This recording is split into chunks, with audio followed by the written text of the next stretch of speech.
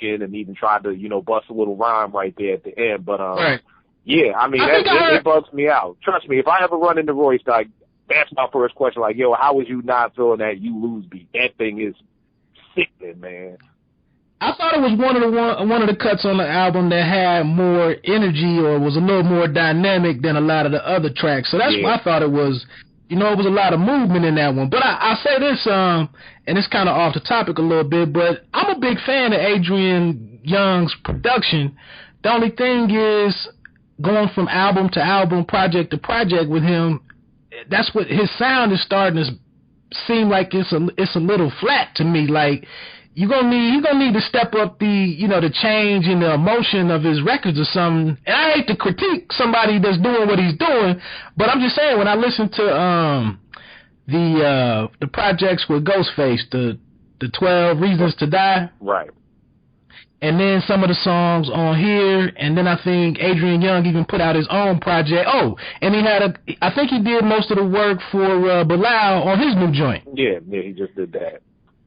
And it's just like, you gotta work some more emotions into the music. I mean, I know what era of music he operates from, but I'm just saying, I guess being a little more in tune with music making, I just would like to see a greater level of change in some, you know, from song to song. You know, my thing is I'm kind of the flip of you. I appreciate Adrian Young's musicianship, and I appreciate when he composes music, like when he's doing, you know, the Black Dynamite soundtrack, or, you know, when he's making, like, and it's funny because I was never really a big fan of dude like that, and then when Preemo, it almost sounds like Adrian Young is better at making music, not really making beats. And they're two totally different things. Like, you know, there's a lot of musicians out here, and one of my people's, Stanley Robinson, incredible bass player who I'm working with, you know, he's like, you know, like, yo, how'd you make this beat? How'd you do that? And it kind of bugs me out because I'm like, but you're a musician, but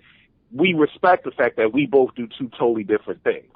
You know what I mean? And it's like, just because you can make music and you can compose it and you can write it doesn't mean you can make beats. And I think that's the problem with me and Adrian Young, is that I listened to the Souls of Mischief project, and I really wasn't in love with the production. And to be honest with you, I was so hyped for this Bilal album, and it's the production that kind of kills it for me, that I'm not enjoying. So it kind of showed me with Preemo, it's like, okay, Preemo sampling the stuff that he composes sounds dope. So it's almost like that may be the route he needs to go. But I know I'm the minority in this, so, you know, I know a lot of people love this stuff, these Ghostface albums and all that. So I'm the minority, but it's almost like that's where he needs to go. Like, he needs to compose the music, then get a producer and have the producer chop it up, and then put out a project. And I really think, I mean, hell, if Adrian Young composed the music and then gave it to RZA or Fourth Disciple or somebody like that and let them chop it all up, and trust me, these Ghostface albums will be, Action Bronson will be able to say what he's saying on Sports Nation. If that was happening. I'll say that. Right. I agree. And just to give you a little background, and I hate to even mention it like it's something, but I'm looking at it from a different perspective because I've been taking guitar lessons for the last 2.5 years. And so just in some of the music theory and some of the playing, and then listening to some of the old blues and rock music that I've been checking out, and even my experience in just, I did do some sampling, you know, at an earlier period in life.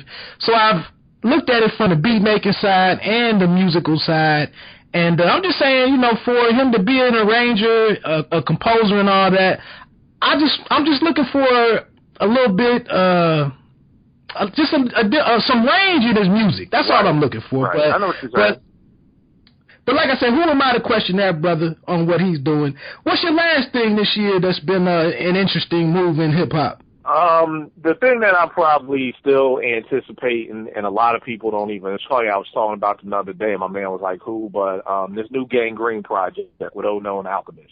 You know what I'm saying? I love when those two, number one, I think Alchemist is probably, he's, to me, the hands down the dopest producer from 2000 on. Like, cats will be like, Just Blaze, Kanye. I'm like, yeah, Alchemist. This dude's body of work, I mean, just his style changes. You know, he's just incredible. And Oh No, to me, Madlib's little brother is dope. And I just love when those two get together. It's like some psychedelic high hip hop is the beats are gonna just be take me back to those straight out Compton days or the Bomb Squad days when it's just chaos going on in the music. So, you know, that joint You Disgust Me, you know, just dropped, and it's funny because between Compton dropping and, you know, rest in peace to Sean P passing, I kind of forgot it was even out. You know what I mean? So I haven't even had a chance to listen to it yet.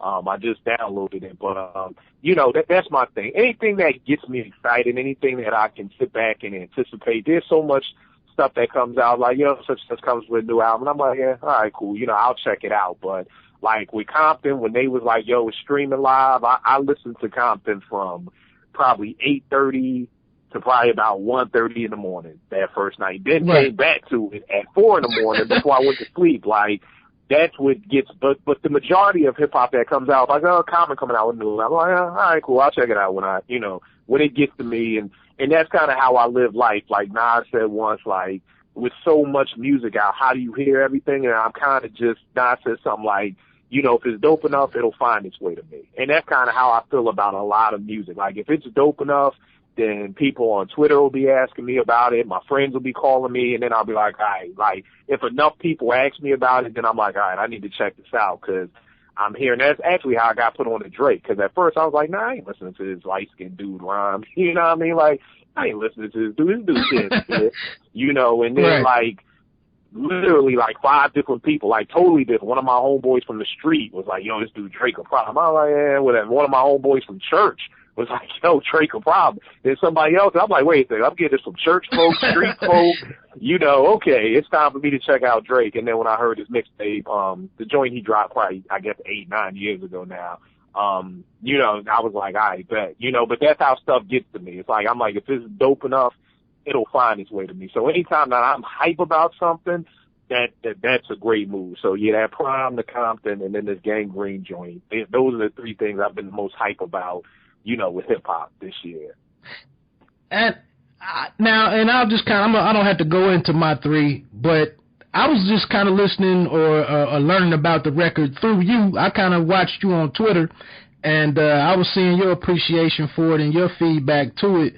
So, you know, I listened to the snippets on iTunes, so I'm cool with it. I thought about doing the 3 months free of Apple Music to go on and check it out.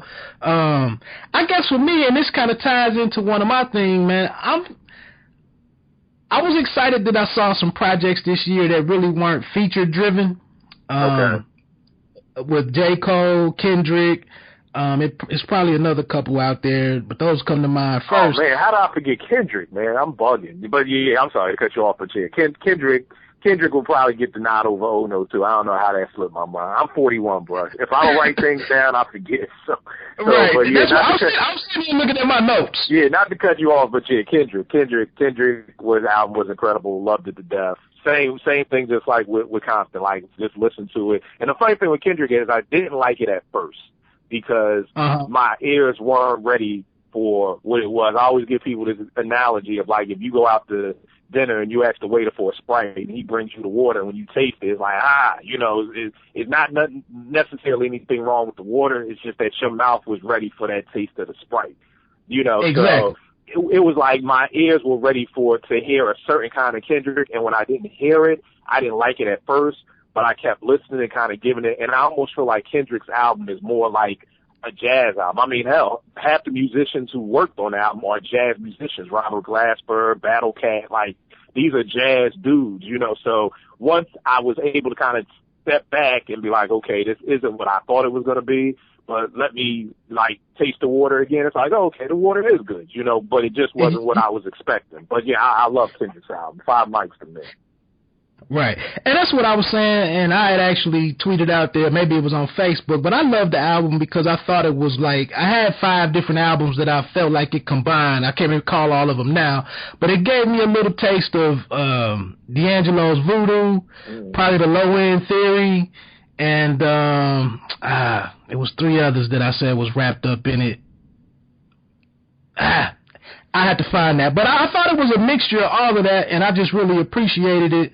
Maybe even a little America's Most Wanted was another one I think I threw on there, so I can't think of the other 2. I'm not even going to try. And that's an ill I can see what you're saying on all those. I never looked at it like that, but that's an ill way to kind of look at the album as those 4 albums kind of all rolled into one. So yeah, that's dope, man. It kind of brought elements from that. Maybe it was an Outkast, Aquemini or something was another one, but yeah, anyway. I can definitely see Cass. He's definitely influenced by Cass a lot. Right. So that was one. I also felt like with J. Cole and Kendrick's album, it might shine a light back on album making, like concept albums and whatnot. Right. I know Busta used to really be strong with the concept game, you know, for a whole album being built around a central theme. So I thought it might kick off. I thought those projects might kick off a little bit, a return of that, you know, to hip hop. Right. And then lastly for me, man, I was late to the party. Maybe 3 or 4 months ago, I stumbled on to Run the Jewels, man. And that really kind of reignited my hip hop allegiance, I guess, when I started digging into those 2 projects. And it's funny because LP, well, Killer Mike was never one of my favorite guys, but when those 2 got combined, and I really, the first time I listened to some of LP's production, it was noisy and clangy and just some random stuff to me. But then I started rocking with it more, and I was like, I just love this whole combination right here. Okay. Yeah, I gotta get put on it, man. I've always seen it, but I'm just like you. Killer Mike was never one of my favorite MCs. LP was never one of my favorite producers. So seeing them come together, it's almost like if you a vegetarian, you see a cheeseburger, then they make it a bacon cheeseburger. It's like, I really don't want to listen to this now. Like, you putting 2 things together that I don't like at all, and now you're gonna try and sell it to me. And that's why I've never done it. But just like I said earlier, with your cosign, you're probably about the 5th person who's told me about Run the Jewels. So I'm like, all right, I'm going to have to do my homework. But it's the same thing like you said. I've never, not that I thought Killer Mike was whack, but I just never felt like, okay, this dude is going to hold down a whole album himself. Like, nah, this is just a dude who guests on Outkast and Big Boy. And then, like I said, I've never been a fan of LP stuff. But, you know, I mean, I see that they have this cult following, you know. So, yeah, I may have to. I'll tell you this, man. Usually it's a show that gets me, because that's how I was with Joe Budden probably about 7, 8 years ago. You know what I'm saying? Was never a fan of dude, and I went to this MOP show with my peoples, and they was more hyped to see Joe than MOP. And I'm like, Joe Budden, that Pump It Up, dude? Come on, man. Dude is whack. And they was like, nah, you ain't heard his mixtapes, and you ain't heard Move Music. And I sat through the concert, and my dude, when I tell you, Joe had these people, and first of all, it was Terminology, Big Sugar, Joe Budden, and MOP. All right, so Terminology goes on first. It may be about 50 people in the crowd or whatever. You know, Big Sugar goes on, and still 50 people. I swear to you, when Joe Budden got called to the stage, I swear to you, like 300 people came out of nowhere. I'm not lying. Like, I can't make this stuff up. 300 people came out of nowhere. And Joe had these 300 people in the palm of his hand. I mean, people knew every lyric, every song. My peoples I came with was hoarse at the end of the night. Like, I can't tell you the last time I've been to a rap show and you leave hoarse. And I felt for the first time in my life like that I was left out. Like, I was like I'm like the dude in the corner, like, yo, what's going on? Like, what's this hip hop stuff y'all talking about? And I literally went home that night, downloaded all the Move Music, and I became a Joe fan. So I think with me, that was the thing. If the people always telling me about Joe, it was never enough for me. I had to see the show. I had to really feel like I was left out of something. Like, I'm like, yo, this is something special. This dude has people knowing every lyric. First of all, he made 200 people appear out of nowhere. 2, these people know every lyric, and I'm left out. You know, so I'm sure if I see a Run the Jewels show, it's kind of probably not, and not to belabor this, but I went to Morgan back in 92, and coming from Philly, coming down here, you know, DC is big on go-go. So, you know, my DC people will be playing go-go. And I'm like, man, turn that stuff off. And they would always be like, you got to go to a go-go to truly appreciate it. You know, and I kind of feel like that's how it was with Joe. It's like, yo, I had to go to a Joe Budden show to really appreciate it. And I'm thinking that's probably the same thing I'm going to have to do with Run the Jewels. Maybe if they come to DC or something like that, I'll check the show. And then, because I feel like, for me at least, that's how I am. When it's these people who people keep telling me about, I'm like, I don't even want to listen to it.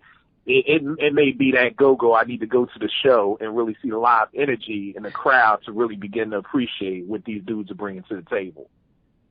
I think what I liked about it, man, is it's so rebellious to all the formulas that's going on in hip hop right now.